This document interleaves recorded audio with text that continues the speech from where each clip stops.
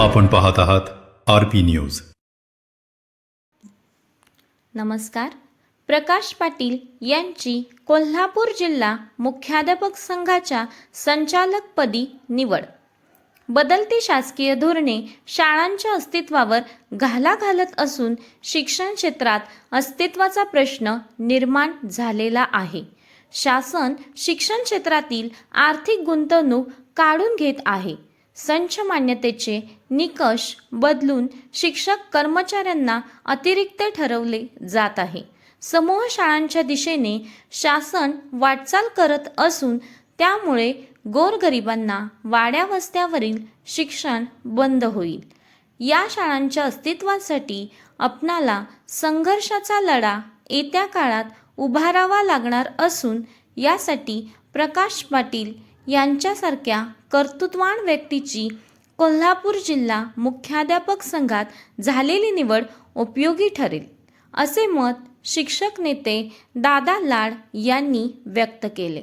सौ कार्मेलिन हायस्कूल तांबाळेचे मुख्याध्यापक श्री प्रकाश पाटील यांची कोल्हापूर जिल्हा मुख्याध्यापक संघाच्या संचालकपदी निवड झाल्याबद्दल आयोजित सत्कार समारंभात ते बोलत होते।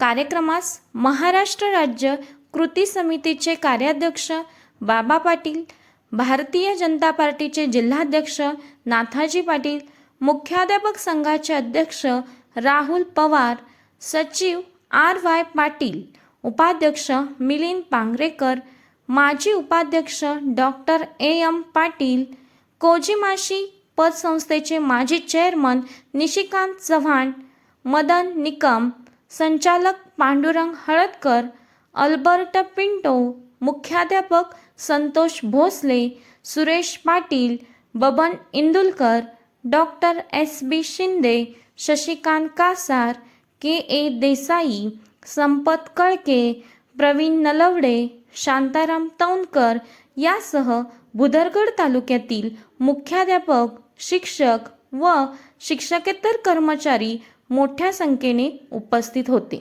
धन्यवाद।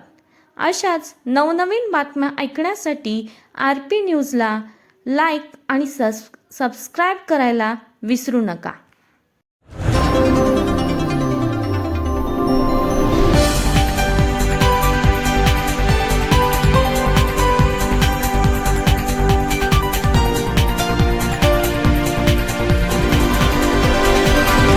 आपण पाहत आहात RP न्यूज। बातमी मनातली, बातमी तळागाळातली।